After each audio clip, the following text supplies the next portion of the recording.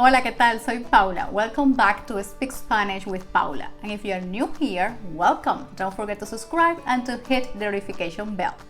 Today's lesson is the last one about object pronouns. Last time we reviewed the direct object pronouns and the indirect object pronouns. Today we're going to mix the two together and to see how it works. But before we jump into that, let's review a little bit what we have learned so far. We said the direct object pronouns replace the direct object, and the direct object receives the action of the verb in a sentence. Okay? We also said that the indirect object pronouns replace the indirect object, and the indirect object receives the benefit of the verb in a sentence. It answers the question to whom or for whom the action of the verb is performed. So for direct object pronouns, we have me, te, lo, la, nos, os, los, las. And remember, it has to match in number and gender with the direct object. And for the indirect object pronouns, we have me, te, le, nos, os, les. And it also has to match with the number of the indirect object. Okay? Let's take a look at this sentence to review all we have learned so far. Juan lanza la pelota al perro. Juan lanza la pelota al perro. What's the action here? Lanzar. Lanza, that comes from the verb lanzar. What or who received the action? La pelota, right? So the direct object is pelota. It's feminine and it's singular. So the direct object pronoun is la. We could say Juan la lanza al perro. Juan la lanza al perro. Now, let's go back to the sentence. Juan lanza la pelota al perro. Who or what receives the benefit of the action in the sentence? To whom or for whom the action is being performed? Perro, right? So perro is the indirect object, and perro is singular, so le. Le is the indirect object pronoun. We could say Juan le lanza la pelota, right? Juan le lanza la pelota.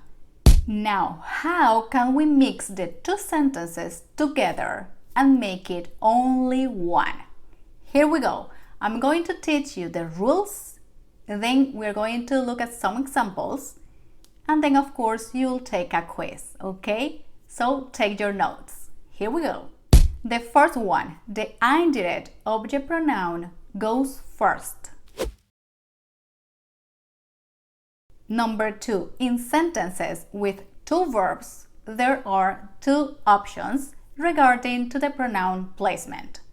Place them together before the conjugated verb, or attach them together to the infinitive form of the verb. The next one, and this is the most important one, whenever both pronouns begin with the letter L, you gotta change the first one, meaning the indirect object pronoun, to se. So one more time. Whenever both pronouns begin with L, you gotta change the first indirect object pronoun to se. So they look like this. If you have le as an indirect object pronoun and you have lo as a direct object pronoun, you gotta change it to se lo. Se lo. Lela changed to Cela. Lelos would be celos. Lelas would be celas. Leslo, celo, leslos, celos, and leslas, celas. So whenever you have the indirect object pronoun beginning with L, you gotta change it to se. Celo, cela, celos, celas. Alright? And finally, when you have two verbs in a sentence and you attach the pronouns together to the infinitive form of the verb, an accent mark has to be added in the last syllable of the infinitive form of the verb. Don't worry and don't stress out because we're going to see it in some examples. Let's come back to our sentence. Juan lanza la pelota al perro. We said the direct object is pelota, so the direct object pronoun is la. And perro would be the indirect object. So le would be the indirect object pronoun. The indirect object pronoun goes first. Juan le. Then you place the direct object pronoun la, and then you finish the sentence. Juan le la lanza. But we said we cannot have le at the beginning, so we have to change it. We have to say Juan se la lanza. Juan se la lanza. Okay? And because se could mean a lot of things, if you want to clarify, you could add at the end of the sentence the indirect object. So you could say, Juan se la lanza al perro. Juan se la lanza al perro. Let's take a look to another example. Let's say, José compra los regalos para los niños. José compra los regalos para los niños. What's the action? Comprar. What receives the action of comprar? Regalos, right? So regalos is the direct object, and regalos is masculine and is plural. So the direct object pronoun would be los. Now, to whom or for whom the action of comprar is being performed? Who received the benefit of the action? Niños, right? So niños is the indirect object, and niños is plural, so the indirect object pronoun is les. So we place the indirect object pronoun first, and we have José les. Then we place the direct object pronoun los. José le los compra. And because we cannot have an L at the beginning, we cannot say les los, we have to change it. And finally we say José se los compra. José se los compra. Next one. María canta la canción para nosotros. María canta la canción para nosotros. What's the action here? Cantar. Canta, that comes from the verb cantar. What receives the action? Canción. So canción is the direct object, and canción is singular, feminine, so the direct object pronoun is la. And what about the indirect object? To whom or for whom the action is being performed? A nosotros, right? To us. So the indirect object is nosotros, and the indirect object pronoun would be nos. So we say María nos la canta. María nos la canta. María canta la canción para nosotros. María nos la canta. Okay?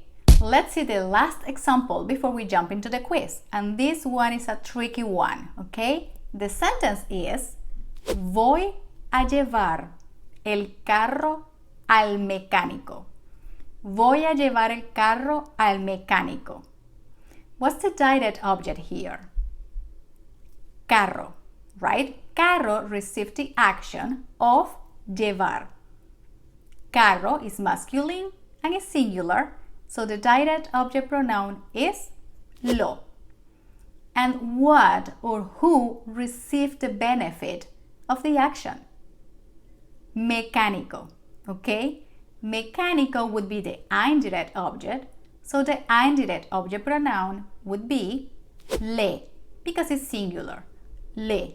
So by using only the direct object pronoun, the sentence would be lo voy a llevar al mecánico, or voy a llevarlo al mecánico, right?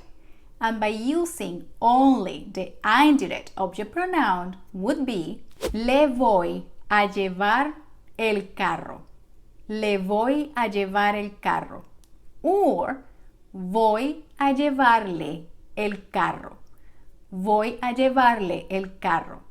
Now, how do you mix the two together? We say, se lo voy a llevar, se lo voy a llevar, or voy a llevárselo, voy a llevárselo. Okay? So remember, we cannot have lelos, lelo, lelas. Okay? So se comes into place. Se lo voy a llevar.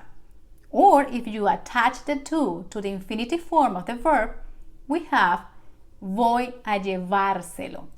And don't forget the accent mark in the last syllable of the infinitive form of the verb. Voy a llevárselo. Now let me show you a real life example so you can see how this all works in real life. Hola, buen día, ¿cómo está? ¿Puede agendar una cita médica para mi esposo para mañana? No, no la puedo agendar para mañana, pero se la puedo agendar para la semana que viene. Ok, suena bien, gracias. All right, are you ready to the quiz? Empecemos. María va a escribir una carta a su jefe. María va a escribir una carta a su jefe. Think about it. The direct object pronoun would be la, and the indirect object pronoun would be le. María se la va a escribir. María se la va a escribir. Or María va a escribírsela. María va a escribírsela. Next one. No voy a prestar mi carro. No voy a prestar mi carro. And let's say I'm talking to you. How do you say it using both the direct object pronoun and the indirect object pronoun? Think about it. No te lo voy a prestar. No te lo voy a prestar. Or no voy a prestártelo. No voy a prestártelo. Now let's see if you can translate these sentences into Spanish. He has to buy it to me. And let's say it is for a feminine noun. How will you say it in Spanish? Él me la tiene que comprar. Él me la tiene que comprar. Or, él tiene que comprármela. Él tiene que comprármela. And the last one, I want to tell it to you. How do you translate it into Spanish? And let's say it is for a masculine noun. Maybe a secret, el secreto. How do you say it? Te lo quiero decir. Te lo quiero decir. Or, quiero decírtelo. Quiero decírtelo. Alright, how was it? Let me know in the comments down below. I know it's tricky and it's complicated, but it's just a matter of practice and repetition. That's it for today. I hope you liked this video. Don't forget to subscribe, to hit the notification bell, and to give me a thumbs up. I'll see you next time in the next video. Ciao!